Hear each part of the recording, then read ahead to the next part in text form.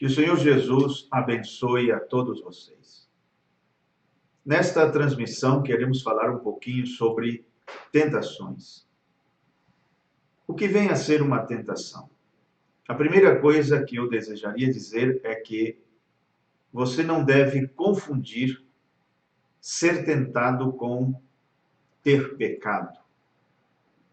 Ser tentado não é a mesma coisa que ter pecado. Você pode ser tentado sem pecar. Isto porque definimos a tentação como um convite para pecar, um convite para fazer alguma coisa errada. Mas você pode, logicamente, não ceder, não aceitar o convite. É como se alguém te fizesse um convite para ir a um determinado lugar, fazer uma determinada coisa errada, e você rejeita o convite. Pois bem, esse convite para pecar, para fazer uma coisa errada, esse convite chama-se tentação. É o que podemos comparar o que seria uma tentação. E quando a pessoa aceita o convite, feito pela carne e suas paixões, pelo diabo, pelo mundo, pelo que for, então aí se diz que ela pecou. Então, tentação é uma coisa e pecar é outra. Como disse, você pode ser tentado sem pecar. Assim aconteceu com Jesus. Ele foi tentado, a vida toda foi tentado, e Paulo, na carta aos Hebreus, disse que ele foi tentado de todas as formas, assim como nós. Jesus foi tentado por bebida, por mulheres, foi tentado pelo dinheiro, foi tentado pelas coisas mundanas, pelas glórias deste mundo, por tantas coisas, exatamente como nós. Em tudo, Paulo diz, em tudo foi tentado exatamente como nós. Ele sofreu exatamente como nós, as mesmas pressões e as mesmas tentações. Mas, Paulo deixa bem claro, nunca pecou. Gosto muito da expressão de Paulo quando ele diz que Jesus não conheceu o pecado. Então, foi tentado sim, mas nunca pecou. Foi tentado sim, mas nunca chegou a conhecer o pecado. Recebeu muitos convites para fazer o errado, mas nunca os aceitou.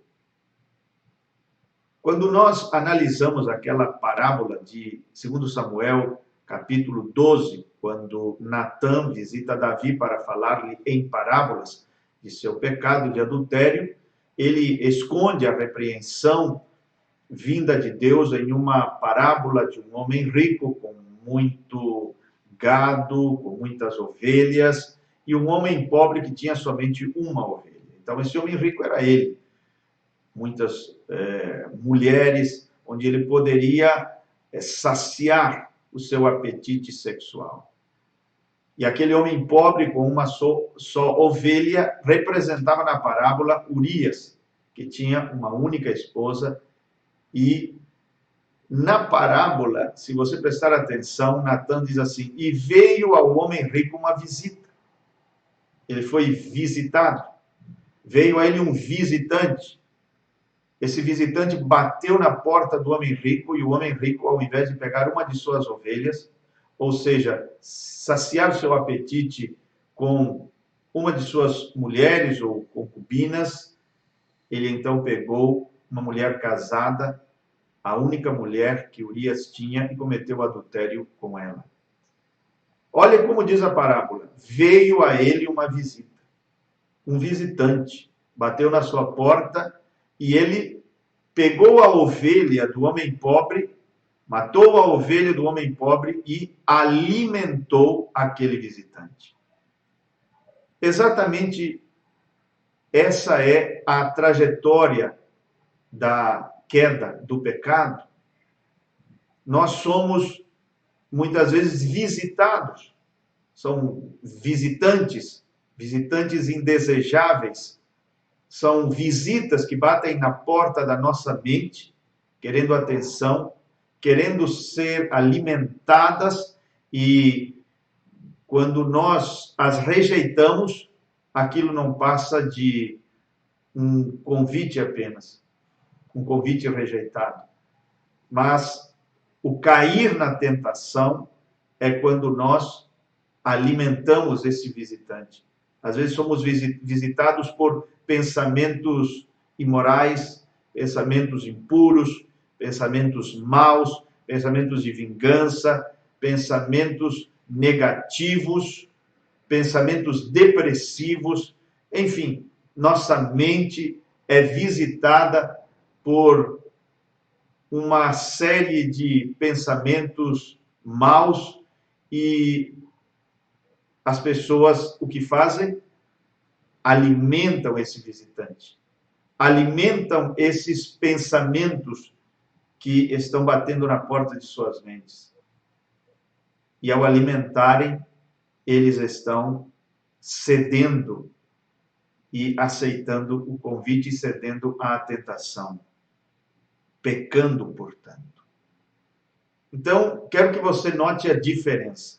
Tentação é uma coisa, pecado é outra. Você pode ser tentado sem pecar, como disse, exatamente como aconteceu com Jesus. O pecado, ele é a tentação acolhida. É aí quando a pessoa peca. E as tentações, elas são três apenas. São as três que Eva sofreu e caiu, as três tentações que Jesus sofreu ali no deserto e não caiu, e que o apóstolo João resume como sendo, são apenas estas três: o desejo ou a concupiscência dos olhos, a concupiscência da carne e a soberba da vida, ou a vanglória da vida. Não existem mais do que essas três tentações. Você diz, mas somos tentados de diversas formas, com muitas coisas, ok, mas dentro destas três principais existem inúmeras ramificações, mas elas não passam de serem apenas três, com muitas ramificações. Os desejos da carne, os desejos dos olhos e a vanglória da vida. Veja como aconteceu ali no Éden. A serpente chegou em Eva e, depois de conversar com ela, a Bíblia diz que ela ficou tão seduzida com aquela conversa que, olhando para aquela árvore, diz, ela viu que aquela árvore era agradável aos olhos, desejável e boa para alcançar a sabedoria ou o conhecimento. Ou seja, ela iria adquirir um conhecimento que nem o seu Adão tinha. Isso a encheu de soberba.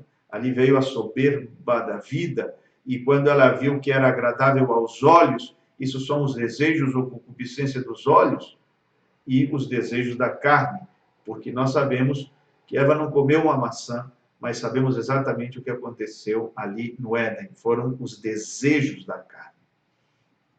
Muito bem. O Senhor Jesus também sofreu três tentações. Todos os evangelhos, com exceção de Marcos e João, os evangelhos de Mateus e de Lucas, eles destacam, embora os outros destaquem as tentações também, ou melhor, o de Marcos destaque a tentação, mas não tão detalhadamente como Mateus e Lucas. Nós vemos ali três tentações. E, novamente, se nós examinarmos e analisarmos os ataques feitos pelo inimigo, nós vamos ver que se trata novamente de concupiscência dos olhos, o desejo da carne, a concupiscência da carne e a vanglória da vida ou a soberba da vida. Nós vemos quando ele disse para Jesus: faça com que estas pedras, ou diga para estas pedras se tornarem pães. Veja que Jesus estava há 40 dias sem comer. Então havia uma necessidade física. A sua carne estava clamando por alimento. E deixe-me fazer um parêntese aqui. Por que 3? Porque toda a tentação se resume em 3. Exatamente por causa da constituição humana. O homem também é trino. E se você observar, cada uma dessas tentações foi dirigida a uma dessas partes trinas do homem. Uma tentação foi dirigida a seu corpo, a outra a seu espírito e a última a sua alma. Ele tentou derrubar Jesus, o inimigo tentou derrubar Jesus, explorando as necessidades da sua carne, do seu corpo, e depois quis enganá-lo manipulando, querendo manipular e influenciar o seu espírito, a sua parte mental, psicológica, e finalmente quis derrubá-lo atacando a alma de Jesus, parte mais profunda do ser. Então, 3 tentações por causa disso. E como eu estava dizendo, Jesus tinha uma necessidade física. Há 40 dias ele estava sem comer, seu corpo estava clamando por comida. E na hora em que há uma necessidade, há um clamor, há uma necessidade, então é ali que o tentador aparece. E ele tenta nos derrubar, explorando justamente as nossas necessidades físicas. Então ele chegou e disse: olha como você está. Há 40 dias você não come nada. Você precisa se alimentar, você precisa comer alguma coisa. Diga para estas pedras se tornarem pães.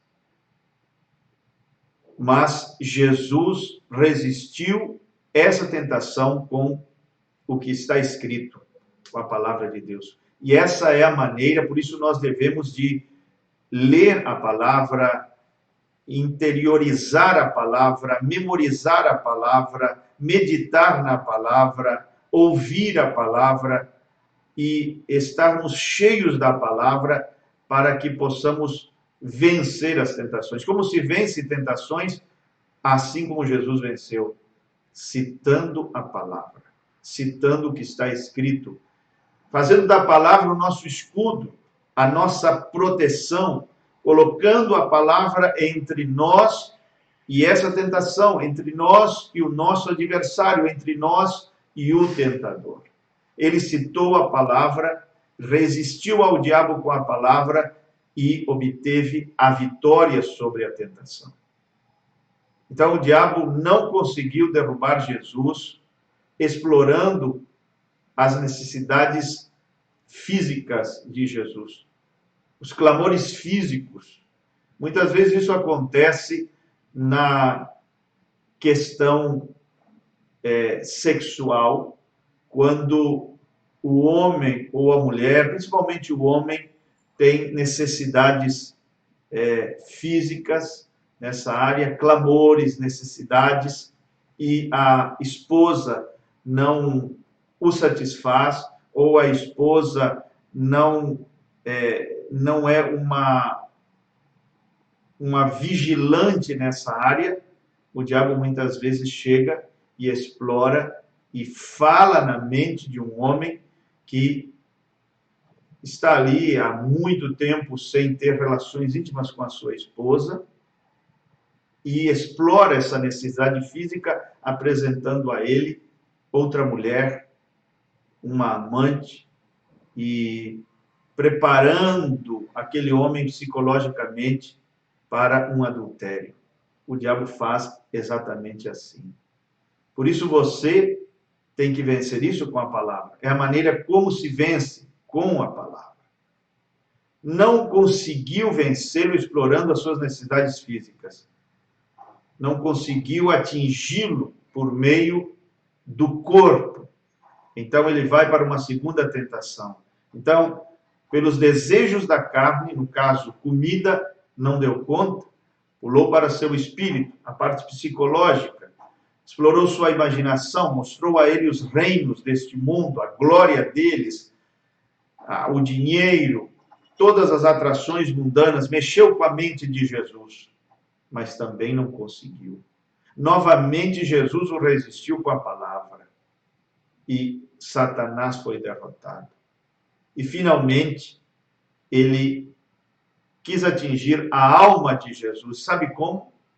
Não foi com riqueza, não foi com dinheiro, não foi com a glória deste mundo, não foi com coisas mundanas, não foi com pão natural, não foi usando nenhuma destas coisas. O ser, a parte mais profunda do ser, que é a alma, sabe como o diabo tentou atingir a alma de Jesus? Com está escrito. Por isso você não deve brincar com ismos, que são exatamente o está escrito fora de contexto. O que é um ismo? É exatamente esta maneira satânica de lidar com a palavra. Isso é um ismo. É um texto bíblico fora de contexto, o que traria morte, o que traz morte e o que ocasionaria a morte de Jesus naquela tentação, porque ele foi levado ao pináculo do templo, ali foi citada a Bíblia pelo diabo e diz: lança-te para baixo.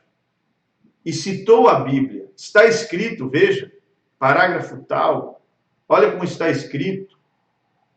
Veja isto. Está aqui na mensagem, está aqui na Bíblia. Lança-te para baixo, confie nesta escritura, mas ela estava fora de contexto. Veja como é com a palavra fora de contexto, é com ismos que o diabo procura matar e atingir a alma das pessoas. Não é brincadeira um ismo. Não é brincadeira textos bíblicos fora de contexto. É uma coisa muito séria. Mas esse ismo do diabo foi resistido com também está escrito. E ele venceu mais uma vez a tentação. Então, tentação é um convite para pecar. Jesus nunca cedeu. E como ele venceu? Com a Escritura. Como ele venceu? Com o que está escrito. Como ele venceu? Com a palavra. Por isso, para finalizar, eu quero dizer o seguinte: aproveite bem o tempo da bonança. Muitas vezes o tempo da bonança é desperdiçado. E o que você vai fazer no tempo da bonança? Existem momentos de problemas, fases onde passamos por vales, passamos por problemas, e existem momentos onde estamos mais livres de problemas, a coisa está numa maior calmaria, tranquilidade, e nesses momentos de bonança nós temos que fazer o seguinte: encher a nossa boca, encher ou usar a nossa boca para encher o nosso coração da palavra de Deus. Encher, citando a palavra, falando a palavra, pronunciando a palavra, confessando a palavra, e por meio de confissões da palavra, devemos de encher o coração com essa palavra de Deus. Para que isso? Para que no tempo da tempestade, no tempo das pressões, no tempo dos ataques satânicos, seja esse coração cheio da palavra que enche a nossa boca. Porque quando estamos sob pressão, nós falamos muita coisa que não deveríamos falar. Quando estamos sob pressão, nós falamos muitas coisas que nunca deveriam ter saído da nossa boca, ou que não deveriam sair da nossa boca. Então, use a boca para encher o seu coração com a palavra no tempo da bonança, para que quando chegar o tempo da pressão e da dificuldade, seja o seu coração que enche a sua boca com a palavra de Deus. Que o Senhor Jesus te abençoe. Eu peço que você mergulhe na palavra, se encha da palavra. Como disse o apóstolo Paulo, que a palavra habite abundantemente em você. Para quê? Para que você possa resistir toda a tentação do mal e não aceitar os convites, que são as sustentações para fazer o que é desagradável aos olhos de Deus. Que o Senhor Jesus te abençoe com esta palavra nesta noite, e aqui também queremos deixar o nosso convite para que na próxima quinta-feira, às 21 horas, você possa mais uma vez estar conosco. Toda quinta-feira, às 21 horas, nós temos transmissão ao vivo pelo canal Graça Suprema. Está sendo uma bênção para milhares de pessoas em várias partes do mundo. Nós queremos também deixar à sua disposição este número de celular que aparece na tela para que você solicite áudios que poderão ser enviados a você todos os dias. São áudios pequenos que podem ser compartilhados com amigos, com familiares, com irmãos das diversas denominações. Não há nenhum problema se a pessoa é crente ou não é, porque o centro destes áudios é a pessoa de Jesus Cristo. Está centralizado em Jesus Cristo para poder ser uma bênção para qualquer pessoa que ouvir. Então você pode contatar conosco por esse número e nós diariamente enviaremos áudios, textos, reflexões, meditações para o seu elevo espiritual. Se você deseja contribuir e colaborar com esse ministério, também pode contatar conosco por esse número que aparece na tela e nós te daremos a instrução de como você pode fazê-lo. Se não se inscreveu ainda no canal, inscreva-se para que você possa ter acesso aos novos vídeos que são postados toda a semana. Deus te abençoe, Deus te guarde com esta palavra de fé no teu coração. Em nome de Jesus. Amém.